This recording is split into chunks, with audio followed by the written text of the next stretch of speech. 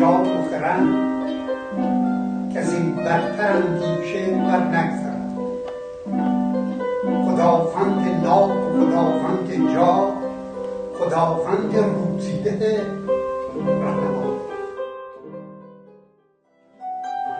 چون این گفت خودکار پیشم بدو، که من ای فرستاده خوب رو، سیاوش نیم نه از پریزادگان، از ایران از شهر آزادگان. منم بیژن گیو از ایران به جنگ، به زخم گراز آمدم تیز چند. سرانشون بریدم فکندم به راه، که دندانهاشون برم نزد شاه. چو زین بزمگاه آگهی یافتم، سوی گیو بودست نشتافتم که برم پروی پدرم. وقتی فهمیدم که اینجا منیشه جشنگاهی به این زیبایی آراسته است. چو بیژن چنین گفت شد دایه باز، به گوش منیشه سراغی راست. برگشت بهش گفت که این اینجوری میگه، خودش پهلوانه، پسر یکی از پهلوانان مورد اعتماد پادشاه، اومده اینجا به جنگ گراز. شنیده تو با همراهانت اومده اینجا، اومده ببینه که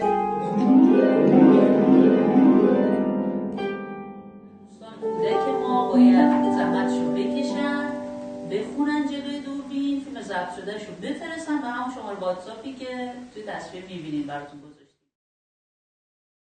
چرا بین این همه میوه ما انار و هندوانه میذاریم توی سفره شهریور؟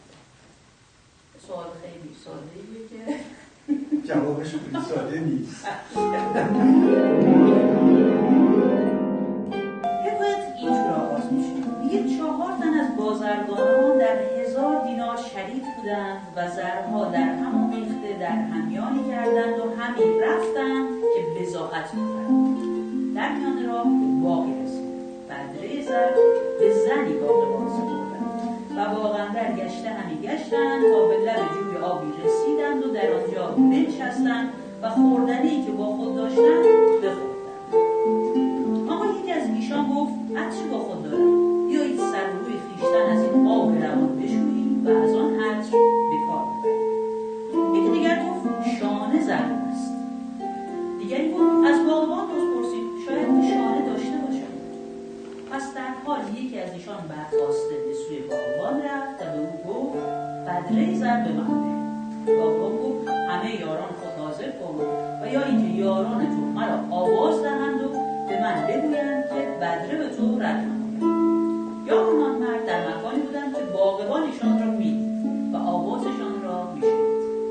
آن مرد یاران خود را آواز داده گفت که این باغبان چیزی به من نمیدهد. ایشان باغبان را آواز داده گفتند که هرچه میخواهد بده. چون باغبان سخن ایشان بشنید بدره زر بگوید.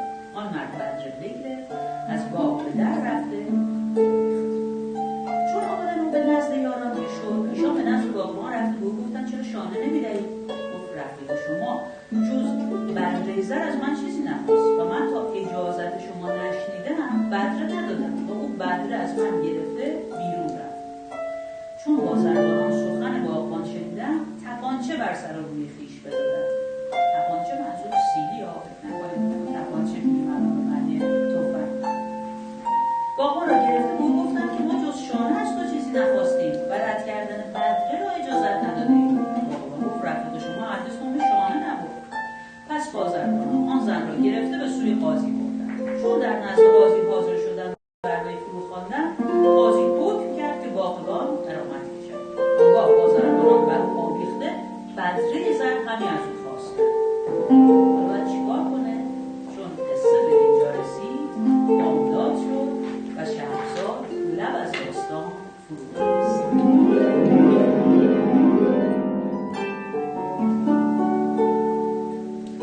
دوش دیدم که ملائک در میخانه زدند،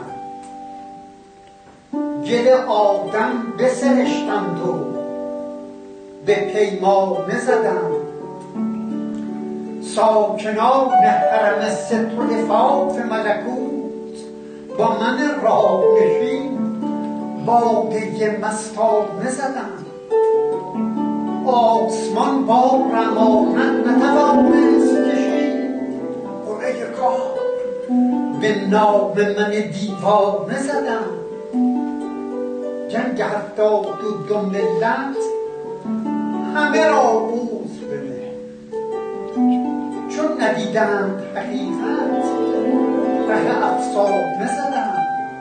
شکران را که میاد من او صلح افتاد، قدسیان رقص کنان ساغر شکرانه زدم. آتش نیست که از شعله او خندد شب، آتش آن است که در خرمن پروانه زدم.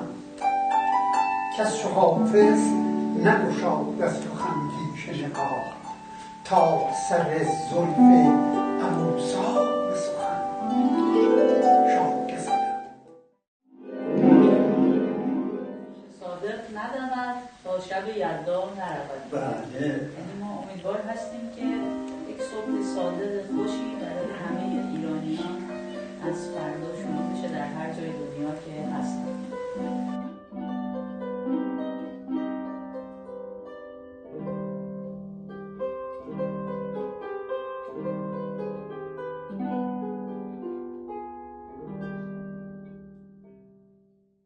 چه خوب شب یلدا، شبی بلند و زیبا، به جای حرف دنیا کنیم یاد خدا را. انار دونه دونه هر کس باید بدونه، از آدما تو دنیا فقط خوبی میمونه. به نام خداوند جان و خرد که از این برتر اندیشه و نگذرد. خداوند نام و خداوند جای، خداوند روزیده